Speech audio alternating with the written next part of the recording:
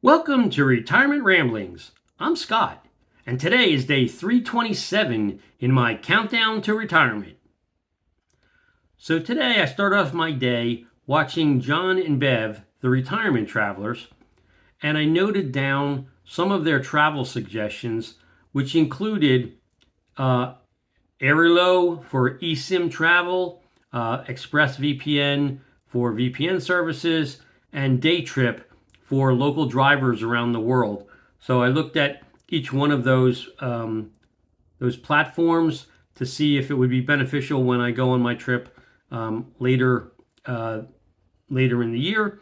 And I'm sure that as things get closer, uh, that those suggestions and others that I find, um, I will leverage to help improve my travels.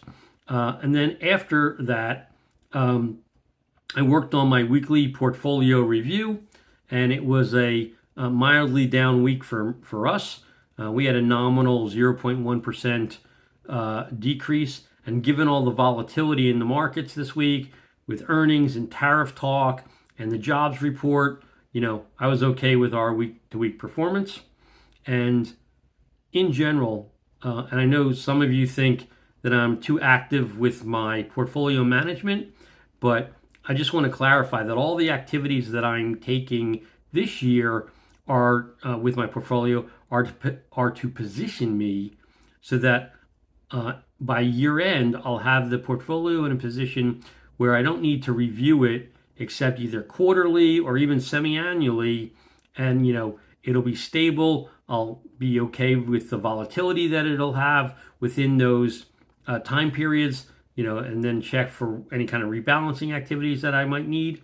But, I want to make sure that I have the appropriate cash and cash equivalents set up so that, I can well, within reason, I'll be able to handle any kind of a down market for enough of a period that my equities would rebound, and I wouldn't be forced to sell equities in a down market to be able to fund my living expenses. So that's the reason why I pay so close attention, either day over day and week over week. Currently, it's because I'm trying to make adjustments, and I didn't want to make adjustments when the market's hitting all-time highs at the end of last year. So I'm trying to do it, during pullbacks that happen during the earnings cycles, or when volatility strikes because Trump said whatever the thing of the day is that causes the markets to sell off, or the Fed, or something like DeepSeek, these black swan events.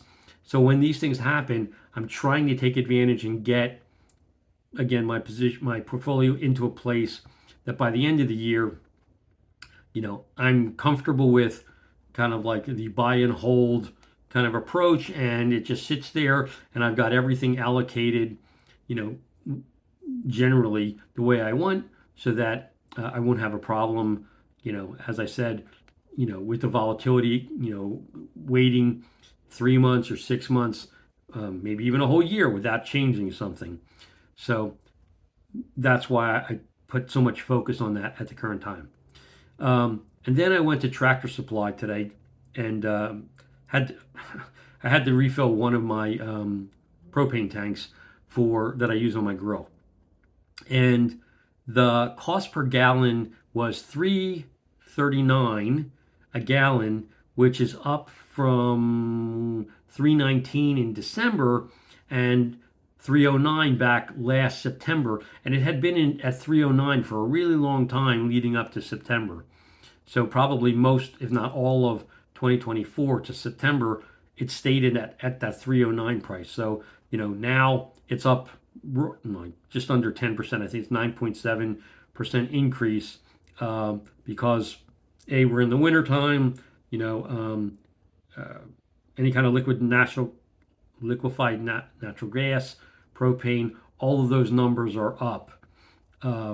So, it cost me like $3 more to fill a tank than it did on my last fill up. So anyway, then it was a lazy afternoon. My wife and I watched, an action movie on Amazon Prime, and then we ended up taking like a 2.5 hour nap, and then I got up and I made ribs on the grill, and so wrapped that up, and really that was our day. And then my plan is to go back and probably later this evening watch another movie. I know we were getting caught up on some old NCIS things that we wanted to watch. And so we did watch a couple of those episodes while we were eating dinner. But in any event, that's my update for today. If you have any questions or comments, please leave them in the comment section down below or drop me an email at myretirementramblings@gmail.com. And again, I'd like to ask you a favor, and for those of you who have already done this, I really appreciate it. But if you can just tell me in the comments, like where you currently are from, and male or female, I'd really appreciate that. I'm just trying to correlate, that back to the YouTube statistics. So in any event, if you leave me a message, I'd really appreciate it. If not, that's okay. And until tomorrow, have a great evening and take care.